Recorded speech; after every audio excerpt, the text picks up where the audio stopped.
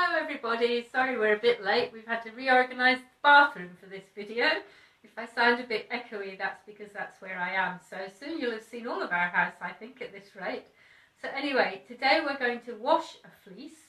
We sorted one in the last video, and the videos are available if you click on the video tab from your laptop. They're all saved in the group and they're all saved as posts as well.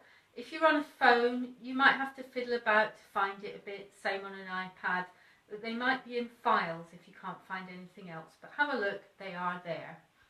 So today I have half, actually more like a third, of a lovely Oxford down fleece, which is from Jane Rutherford, who's a member of this group. So hello Jane. Oxford down, beautiful, beautiful colourful colour variations in this.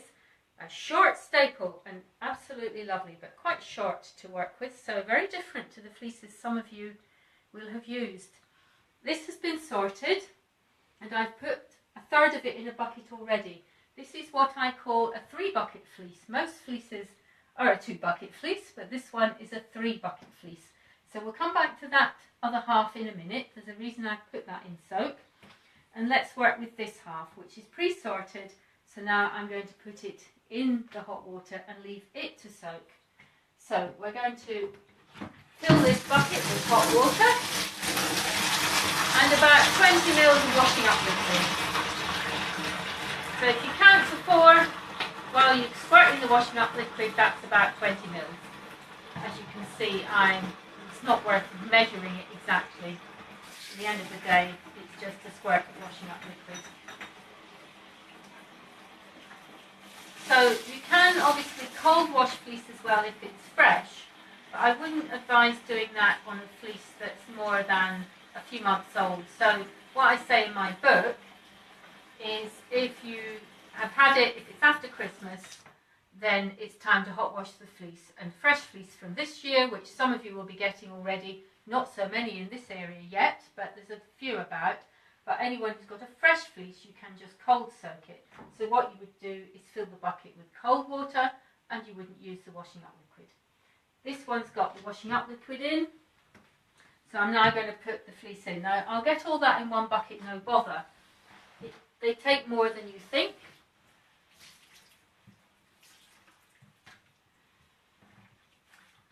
I'm going to just top it up a little bit. Move the fleece out of the way while I did that, and I'm going to leave that one to soak. Whoops, missed a bit. Clear the sheet out of the way, and you can see that dark brown colour flooding out of the fleece. That is suint, S-U-I-N-T, and that is basically sheep's sweat, which is water soluble, and it comes out and dissolves in the water very quickly. If it's a very old fleece, it tends to harden, so it can be reluctant to do that, but we do have members of this group who've washed vintage fleeces and still got a good result, so it can be done. So the reason you're using the cold water on a fresh fleece is because the grease is also less solid, and you can soak it overnight in cold water and it'll take out some of the grease, but leave a little bit and it'll take the stickiness away, and that will be lovely to work with. With this one here, I'm hot washing it. I can just soak it for a couple of hours and get a similar result, but you can soak it overnight if you want. The reason we're using the buckets and not the bath is because if it all spreads out in the bath, you're going to lose what's called the staple formation. And if you look at this fleece, it's in little sort of sections like that. Those are staples. And we want it to keep those so that when we put it on carders, we can lay it out in a row and not have some of them going sideways. Otherwise it's very difficult to card. So it's all in keeping it tidy, very important, and it makes a huge difference.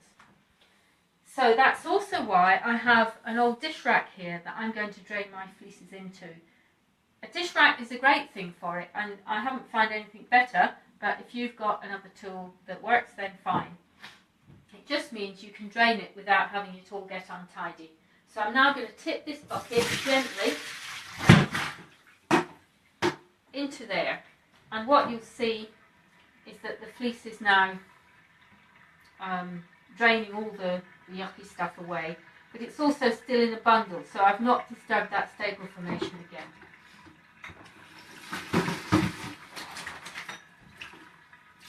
Now what I'm going to do with that one is just leave it to drain for a while, and then I'm going to fill the bucket with water again, and put it into soak for another hour, drain and repeat one more time, and usually that will be enough. You don't have to get the water 100% clear, but it wants to be reasonably clean looking and no longer brown. And what you would do is match the water that you're filling the bucket with to the temperature of the fleece, which obviously will have cooled by the time you're doing that if it's been left to drain for a while. So if I move this one up, I'm going to refill this bucket. I would usually leave it for longer.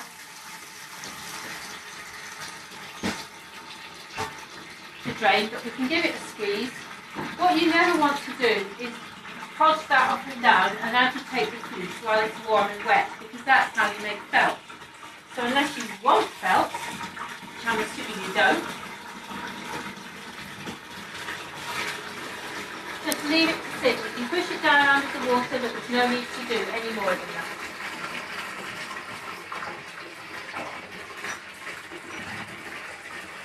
So I put a bit of cold in this time, just because this bucket had been sitting for longer.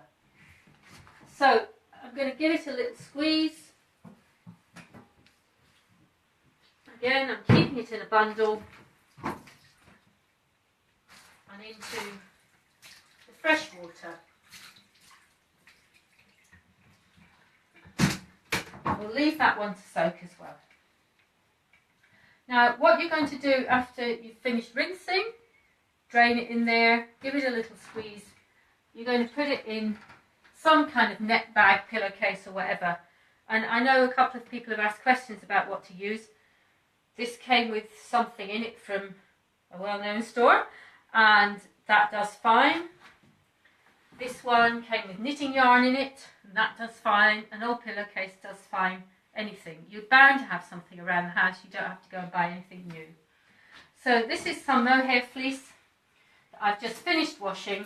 I've put it in the net bag, and again you would put the bag down and shuffle it in. You wouldn't be lifting it up and spoiling the staple formation. So we'll head out to the garden and I'll show you what happens to it next. Off we go.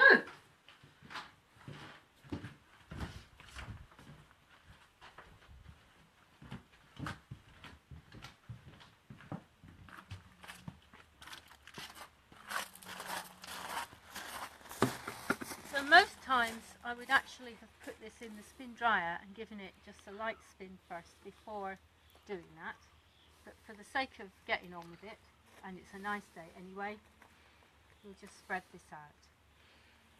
I put some out earlier this morning and it's pretty dry already actually. The advantage of this table is it's got slats in it so it can drip. So I'm just trying to organise the fleece a bit as I lay it out. I'll go around the other side.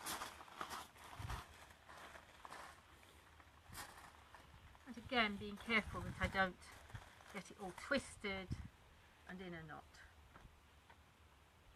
And we can just lay that out and let it dry. If the weather's not so good, or if it's too windy to do that, give it a light spin in the spin dryer, and then you can put it over a clothes area or over a pulley in the house, and that will work fine. And that's it, folk. And remember, if you sign up to the newsletter, you get the washing and sorting fleece article free, and also in my book, How to Spin Just About Anything, which a lot of you have bought already, but you will find that there's a really good section in that on washing and sorting fleece with lots of photographs and things.